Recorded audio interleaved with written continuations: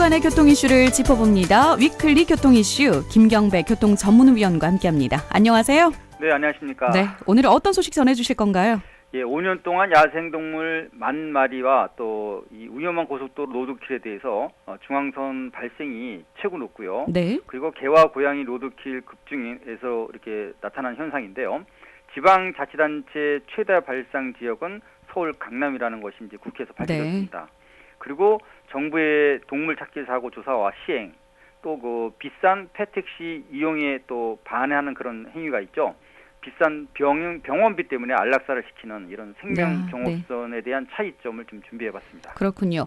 먼저 좀 얘기를 해볼게요. 이 달리는 차로 뛰어드는 동물 로드킬이라고 하죠. 네. 이 로드킬 사고는 피하기도 어려울 뿐더러요. 네. 자칫 운전자는 물론이고 탑승자로 이어지게 돼서 더욱더 심각하다면서요. 네, 그렇습니다.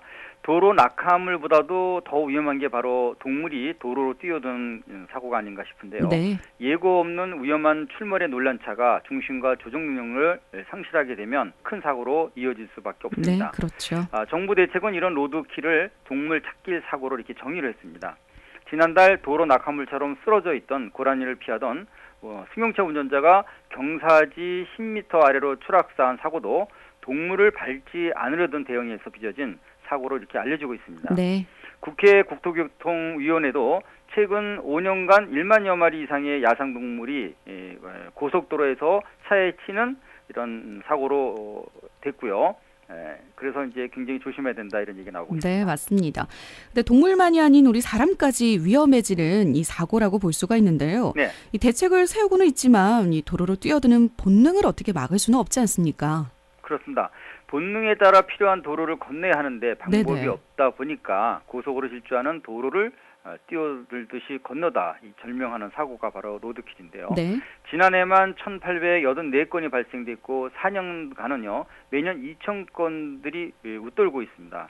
이 중 2,041건이 중앙선 부근에서 발생되다 보니까 결과적으로 1년치 사망이 결국은 그 중앙 분리대를 넘지 못해서 이 사고가 난 것으로 이렇게 풀이가 되고 있고요. 네. 2013년부터 2017년까지 발생된 동물 찾기 사고를 조사한 한국도로공사도 1,903건이라고 이렇게 발표를 했지만 실제는 아마 이보다 많을지 적지는 않을 것 같습니다. 정말 적지 않은 수인 것 같은데 결과로 볼 때요. 이 동물 이동 경로를 만들고는 있지만 턱없이 부족하고 유도망 역할을 하는 펜스 설치를 하고 있는데 이것 또한 지금 부족한 상황이죠. 맞습니다. 이제 서해안선과 영동선에만 그 800여 건과 700여 건의 이제 동물 찾기 사고가 발생돼서 그나마 적은 수치를 나타내고 있지만요. 네. 김상훈 의원께서는 동물 찾기 사고 지적과 또 대책 마련 촉구와는 달리 그동안 뚜렷한 개선 효과가 없었다 이렇게 지적을 했습니다. 효율적인 동물 이동로 확보를 위한 사고 발생 데이터베이스 구축이 가장 중요하고요. 이를 분석하고 그리고 투자 대책의 시급성도 강조를 했습니다. 2차 사고로 이어지는 인명피해를 막을 수 있는 것이 바로 동물보호다 이렇게 풀이해볼 수 있겠습니다. 네, 그렇군요. 국회 환경노동위원회 소속 송옥주 의원이 이렇게 밝혔는데 번안 중심가 찾길 동물 사고가 급증을 하고 있고 대부분은 반려동물의 희생이다라고 얘기를 했죠. 네, 그렇습니다. 서울시 자료에 의하면 2016년부터 올 6월 사이에 발생된 찾길 동물 사고는요. 2283마리라고 하지만 역시 이 수치보다 더 많았지 적진 않을 것입니다. 이 중 무려 76%에 달하는 15,423마리가 고양이인데요. 네. 아마도 길고양이가 너무 많기 때문이 아닌가 생각이 들고요. 네. 그리고 2,400마리 정도 희생된 강동구에 이어서 송파구와 강남구의 발생률이 높아지면서 지난 6월까지 고양이 3,045마리와 개 200마리가 서울 찾길에서 희생이 됐습니다. 네. 대로와 소로로 찾길 뛰어들기 출몰 사고는요. 2015년 6천여 마리에서 2017년 8,700여 마리로 45% 정도가 증가가 됐습니다. 네. 이는 시내 도로에서도 차량과 탑승자의 위험이 그만큼 커진 현실이라는 것을 직시하고 있습니다. 그럼요. 근데 올 상반기 숨진 이 찾길 동물 사고 희생이 4,000마리를 넘는다고 하니까 안전 대책이 중요하고 필요하다는 의미로 받아지는데요. 네. 또 하나가 있죠. 좋아할 때는 목숨처럼 아끼다가도 실증 난다고 또 부담된다고 버리는 이런 유기동물들을 떠올리게 되는데요. 주민등록증과도 같은 내정령 인식 칩이 없다면요. 네. 사후에도 주인 찾기가 불가능한 단점이 많습니다. 게다가 고양이는 개와 달리 의무가 아닌 권고하는 상황이라 반려동물의 근본적 찾길 사고 방지 대책을 주문도 했습니다. 지난 3년간 야생동물 구조관리센터가 처리한 동물 사체 수는요, 2,140마리인 고라니에 이어서요, 노루가 142마리, 너구리 98마리로 집계가 됐고요. 여기에는 담비와 멧돼지도 7마리나 포함이 되어 있습니다. 아, 종류도 다양하고 수도 적지가 않네요. 네. 이 동물 찾기 사고 생명도 중요하지만요. 네. 2차 사고 위험도 큰데 왜 그동안 사고 발생 장소라든지 희생종, 개체수 이런 피해가 정확하게 파악되지 못한 것 같습니다. 예, 그 문제 때문에 네. 환경부와 국토교통부가 지난 5월 28일 동물 찾기 사고 조사와 관리 지침 시행에 들어갔습니다. 아, 네. 그리고 일반 도로에서 희생된 찾길 동물 사고가 훨씬 많았다는 것도 여기서 알 수 있었는데요. 2013년 7,400여 건에서 이듬해 8,700여 건으로 늘었고요. 9,500여 건으로 늘다가 12,800건을 넘어섰고 2017년에는요. 15,400건이 이렇게 됐습니다. 네. 그래서 이제 사고 지점은 중앙선과 중부선 그리고 당진 대전선 등 이런 고속도로 내 145곳의 다발 지점에서는요. 이제는 이제 위험 정보가 내비게이션에 이제 뜨게 되는 그런 정보가 제공되고 있습니다. 네. 그리고 출몰 다발 지역에서는요. 상향등을 자제하고요. 또 핸들과 브레이크 급조작을 피해야 서로가 안전하다는 이런 계몽도 하고 있습니다. 강한 불빛은 시력 장애를 유발시켜서요. 동물을 멈추어 서게 하거나 또 차량을 향해 반대로 돌진시키는 문제를 일으키기 때문인 것을 알려지고 있습니다.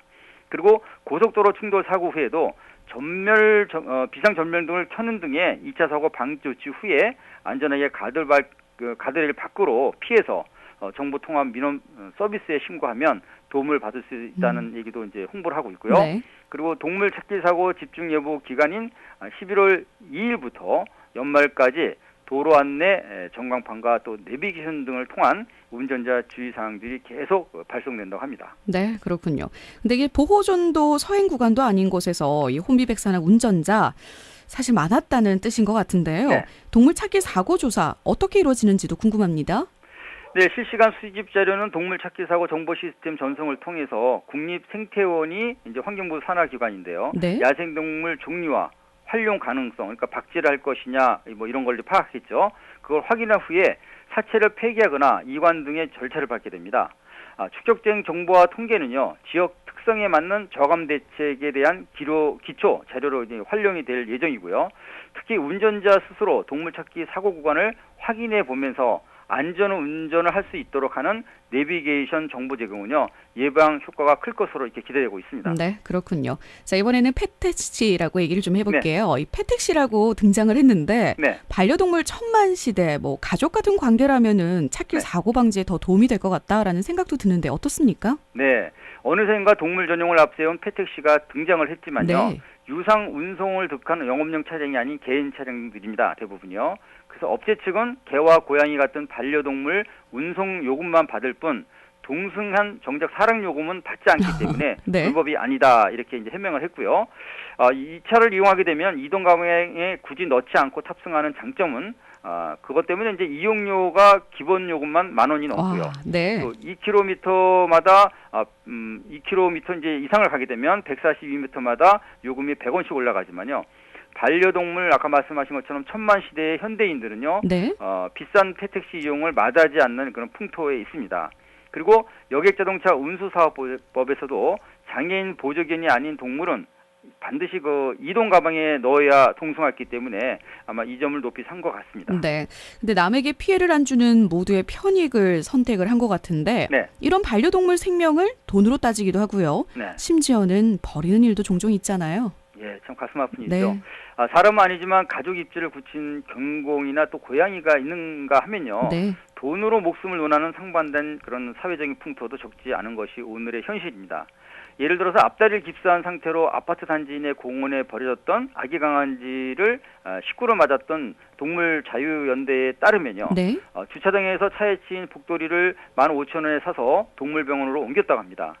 지난해 3월 오토바이에 묶여서 끌려가다가 죽은 개 때문에 네. 징역 8년에 집행유예 2년을 선고받았고 또 이번에도 제주에서는요, 백구 2마리를 차로 끌고 가다가 동물보호법 위반 사건으로 이제 고발되는 사건도 있었습니다. 아, 제발 이런 소식 정말 접하고 싶지 않습니다. 네. 그렇죠? 자, 근데 식용견 도살을 막는 힘도 바로 이 동물보호법이 아닌가 싶은데요. 네. 형벌이 생각보다 꽤 세다면서요. 네.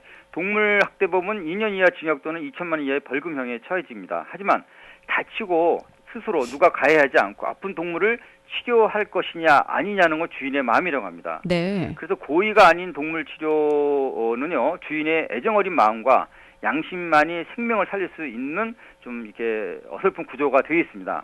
그러니까 예를 들어 30만 원이 강아지 구입가보다 큰 깁스 같은 건 한 100만 원 이상 든다고 합니다. 수술비까지. 네. 이럴 때는 안락사를 결정하는 경우까지 있다고 합니다.